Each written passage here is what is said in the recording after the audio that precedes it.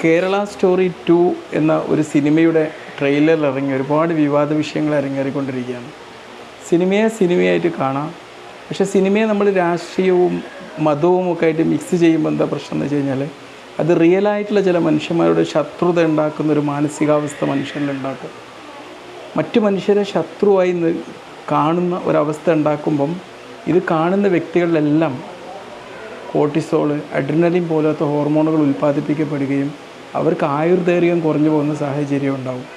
പിന്നെ സമാധാനത്തിൻ്റെ ഹോർമോണുകൾ പ്രവർത്തിക്കാത്തൊരു സാഹചര്യവും വരും. ചിലപ്പോൾ ജീവിതത്തിൽ പലരും അനുമാനിക്കുന്ന കാര്യങ്ങൾ, ചിലവരെക്കുറിച്ച് നമുക്കുണ്ടാവുന്ന മുൻധാരണകൾ, നമ്മളുടെ വിശ്വാസം മറ്റുള്ളതിനെക്കുറിച്ച് ഉണ്ടാക്കിയ ശത്രുത ഭാവത്തിനനുസരിച്ചുണ്ടാകുന്ന കാഴ്ചപ്പാടുകൾ, ഇതിനൊക്കെ അനുസരിച്ചായിരിക്കും പലപ്പോഴും സിനിമയിൽ കഥാപാത്രങ്ങൾ സൃഷ്ടിക്കപ്പെടുന്നത്. ഇതിനൊന്നും നമ്മുടെ റിയൽ ലൈഫുമായിട്ടൊരു ബന്ധവും ഉണ്ടാവില്ല.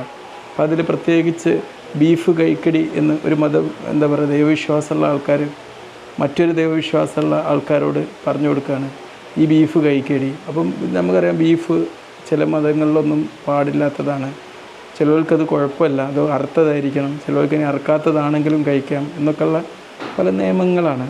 അത് ഒരു ഒരു ശത്രുതാഭാവത്തിൽ കാണിക്കുമ്പോൾ ഇത് കാണുന്ന വ്യക്തികളിൽ അതൊരു സിനിമയാണെന്നുള്ള ഒരു ബോധം നഷ്ടപ്പെട്ടുകൊണ്ട് സിനിമയെ സിനിമയായി കാണാതെ ഇത് റിയൽ ലൈഫിലുള്ളതാണെന്ന് കാണുമ്പോൾ എന്താകും, ഒരു ശത്രുതാഭാവം, ഒരു ദേഷ്യഭാവം, ഇതൊക്കെ ഉണ്ടാക്കും. ഇതൊരുപാട് ആൾക്കാരെ മനസ്സിലുണ്ട് എന്നുള്ളതാണ്. പ്രത്യേകിച്ച് നമ്മുടെ മലയാളികൾക്കിടയിൽ അതില്ല. അതാണ് മലയാളികൾക്കിടയിൽ ആയുർദൈർഘ്യം കൂടുതലും എപ്പോഴും ഹാപ്പിയായി നിൽക്കുന്നത്.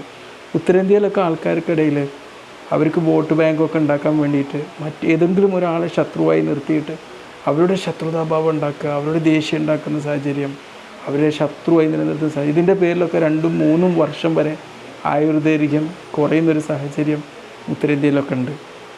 കാരണം എന്തുകൊണ്ടാണ് അങ്ങനത്തെ ഒരു മനസ്സ് ഉണ്ടായി കൊടുക്കുന്നുണ്ട്. ഞാൻ തന്നെ ഒരുപാട് ഉത്തരേന്ത്യക്കാരെ മുമ്പൊക്കെ പരിചയപ്പെട്ട സാഹചര്യത്തിൽ അവരുടെയൊക്കെ ഒരു സംസാരങ്ങളിലൊക്കെ എനിക്കിത് മനസ്സിലാക്കാൻ പറ്റിയതാണ് ഇങ്ങനത്തെ ഒരു അവസ്ഥ അവിടെ ഉണ്ട് എന്നുള്ളത്.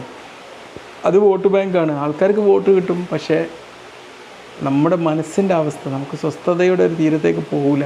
പിന്നെ നമുക്കൊരാളെ ശത്രുപക്ഷത്ത് നിർത്തുമ്പോൾ എന്താ പ്രശ്നം എന്ന് വെച്ചാൽ നമ്മുടെ തലയിൽ മുഴുവനും അവരെക്കുറിച്ചുള്ള ചിന്തയായിരിക്കും. ഒരാളെ പ്രേമിച്ചാലും നമ്മൾ അവരെക്കുറിച്ച് ചിന്തിക്കും, ഒരാളെ നമ്മൾ ശത്രുവാക്കിയാലും അവരെക്കുറിച്ച് ചിന്തിക്കും. ശത്രുവായി നിർത്തുമ്പോൾ നമ്മൾ തലയിൽ എപ്പോഴും ഈ ചീത്ത ഹോർമോണുകളാണ് പ്രൊഡ്യൂസ് ചെയ്യുക.